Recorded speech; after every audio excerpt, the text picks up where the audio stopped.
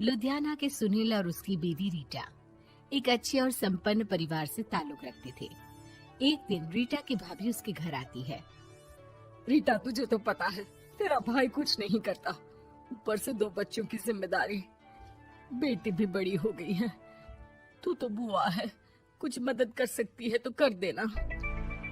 कहाँ पैसे हैं भाभी, बस समझ लो किसी तरह हम लोग भी दिन काट रहे हैं। 2 ही तो कार है और मेरी बेटी भी बड़ी हो रही है। अब उसके लिए कार लेनी है तो 10 लाख का खर्चा तो लग ही जाएगा। तभी वहाँ सुनील आ जाता है। अरे शशि, क्या है, तू हमेशा पैसों के लिए परेशान क्यों रहती है? वैसे क्या जरूरत थी बेटी की शादी इतने बड़े घर में तय करने की? अरे पैसे नहीं थे तो ऐसे ही कर देती कहीं शादी। इतने बड़े होटल में क्यों कर रही है शादी? लेकिन यहाँ तो मामला शादी का है, डेट तय है। दरअसल तेरे भतीजे के पीएफ के पैसे आने हैं, पर उसमें देर हो रही है। जैसे ही पैसे आ जाएंगे मैं तेरे अकाउंट में डलवा दूंगी। ठीक है, हम लोग सोचकर बताएंगे। तभी वहाँ भतीजा आ जाता है। फूफा जी, आप लोग ही मदद कर सकते हैं, वरना तो कैसे काम होगा समझ में ही नहीं आ रहा। मैं वादा करता हूँ जैसे ही पैसे आ जाएंगे मैं आप लोगों को वापस कर दूंगा। हाँ भाई, ठीक है। अब देख भाई, हमारे लड़के तो सारा दिन घर पर पड़े रहते हैं, ना कमाते हैं ना कुछ कमाने की इच्छा रखते हैं। लेकिन चल, ये ले, कितने पैसे चाहिए? जी 4 लाख रुपए। ठीक है, लेकिन पैसे ध्यान से वक्त पर वापस लौटा देना। सुनील मुसीबत के वक्त बीवी के भतीजे की मदद तो कर देता है, लेकिन उन लोगों के जाने के बाद देख ले रीटा, तेरे मायके वालों ने मांगा तो दे दिया, वरना इन लोगों का मुझे कोई भरोसा नहीं है। अरे क्यों भरोसा नहीं है? इससे पहले तो कभी इन लोगों ने आपसे मदद भी नहीं ली। हाँ, ली तो नहीं, लेकिन पैसे की किल्लत ही रहती है ना इन लोगों के पास। अरे ठीक है ना, नहीं लौटा पाए तो भतीजे के ससुराल से निकाल देंगे। सुना है बड़े घर में शादी हो रही है। सुनील और रीटा पैसे तो दे देते हैं, लेकिन अगले रोज ही। हाँ भाई साले साहब, क्या हाल है? ठीक हूँ जीजा जी। क्या बात है, सालों बाद आपका फोन, जरूर कोई बात होगी, बताइए ना। अरे वो तेरी बड़ी भाभी आई थी, बेटी की शादी कर रही है ना, तो पैसे लेने के लिए मैंने दे दिए 4 लाख। सोचा भाई किसी गरीब की बेटी की शादी हो रही है, पुण्य मिल जाएगा। अच्छा किया जीजा जी, उनका बेटा बहुत मेहनती है, जल्द ही लौटा भी देगा। वहीं रीटा भी फोन करके हर किसी को पैसे देने की बात करती है। रीटा की भाभी शशि के पास उसके भाई का फोन आता है। तूने सुनील से पैसा लिया है क्या? नहीं भाई, सिर्फ बात की है, बोल तो रहा है कि दे देगा।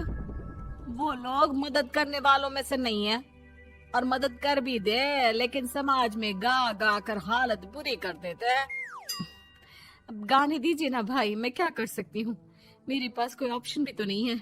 बेटी की अगले हफ्ते शादी जो है। शशि की बेटी की शादी हो जाती है, लेकिन शादी के 1 महीने बाद ही सुनील का फोन भतीजे के पास आता है। हाँ भाई, शादी तो हो गई हम लोगों की दुआ से। अब देख, ऐसा ही फायदा होता है पैसे वाले रिश्तेदार हो तो। तेरे वक्त पर हम कैसे खड़े हो गए थे, लेकिन अब पैसा लौटा दे भाई। जी, मैंने पीएफ के लिए अप्लाई कर दिया था, उसकी नोटिफिकेशंस मैं आपको भी भेज देता हूँ। मुझे लगता है 10 दिन में पैसे आ जाना चाहिए। जैसे ही पैसा आएगा मैं आपके अकाउंट में डाल दूंगा। और ना जी ना, कोई नोटिफिकेशन नहीं चाहिए, पैसा चाहिए, पैसा। ठीक है अंकल, बस 10 दिन का समय दे दीजिए।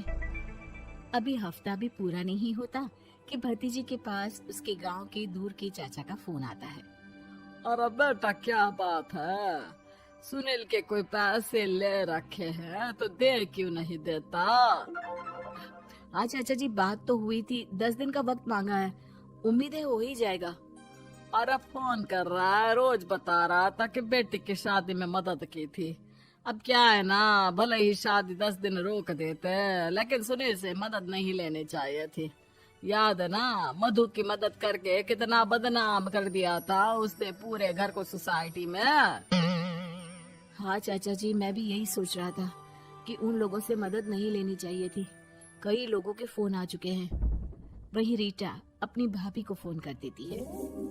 क्या है भाभी, कब पैसे लौटाओगी? पता है ना ये कितना बोल रहे थे, तुम्हारे बोलने पर मैंने पैसे दिए हैं। भाभी अब तो आपके बेटे की कार बेच दो और हम लोगों के पैसे दे दो। अरे लेकिन रीटा, बात तो 3 महीने की हुई थी ना, अभी तो 2 महीने भी नहीं हुए पैसा लिए, थोड़ा तो सब्र करो। नहीं नहीं भाभी, वैसे मेरा बेटा टिक्कू आ रहा है आप लोगों के घर रहने के लिए, उसको अच्छे से खिलाना पिलाना, समझी? भाभी को समझ में नहीं आता कि वो क्या करे। वो बेटे से बात करती है। अरे माँ, इन लोगों से मदद लेकर सच में बहुत बड़ी गलती कर दी। मुझे खुद समझ में नहीं आता कि कैसे इन लोगों के पैसे जल्द से जल्द दे दूं। तभी डोरबेल बजती है और रीटा का बेटा टिक्कू घर में आता है। आओ बेटा, मामी के घर पहली बार आए हो रहने। आप पापा बोल रहे थे कि आप लोग पैसे का ब्याज तो दे नहीं पाओगे, तो तब तक मैं यहीं रह लूं। और हाँ, मैं एसी के बिना नहीं सो पाता। आप लोग अपना देख लेना और पैसे जल्दी लौटा देना, क्योंकि मैं थोड़ा जल्दी जाना चाहता हूँ। रीटा का फोन शशि के पास आता है। भाभी, पैसे कब तक दोगे? बेटी की विदाई के बाद शशि के घर का माहौल बिल्कुल बदल जाता है। वो हर वक्त बेटे से उसके पीएफ के पैसे पूछती, और पीएफ यानी कि सरकारी काम। आजकल में पूरा 1 महीना और बीत जाता है। भाभी, मैं और ये अमेरिका जा रहे हैं, घूमने के लिए पैसों की बहुत जरूरत है। रीटा, मैं पूरी कोशिश कर रही हूँ कि जल्द से जल्द पैसे का इंतजाम कर दूं, लेकिन पक्का नहीं बोल सकती। तभी सुनील का फोन भतीजे के पास आता है। देख, माना 3 महीने की बात हुई थी पैसे लौटाने के लिए, लेकिन अभी मुझे पैसों की काफी जरूरत है। मैं अमेरिका जा रहा हूँ, तो पैसे मैंने किसी से ब्याज में पकड़ लिए हैं। तू हर महीने 4 लाख का 20,000 ब्याज डाल देना मेरे अकाउंट में। सुनील फोन रख देता है, लेकिन भतीजा काफी परेशान हो जाता है।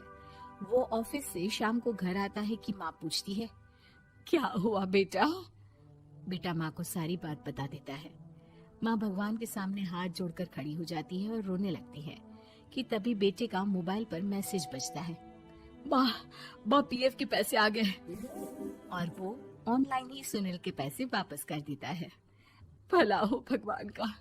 लेकिन आज एक बात तो समझ में आ गई, मदद हमेशा उन लोगों से लो जो मदद के बदले आपसे मदद में दी गई रकम ही वापस लें, ना कि समाज में आपकी इज्जत।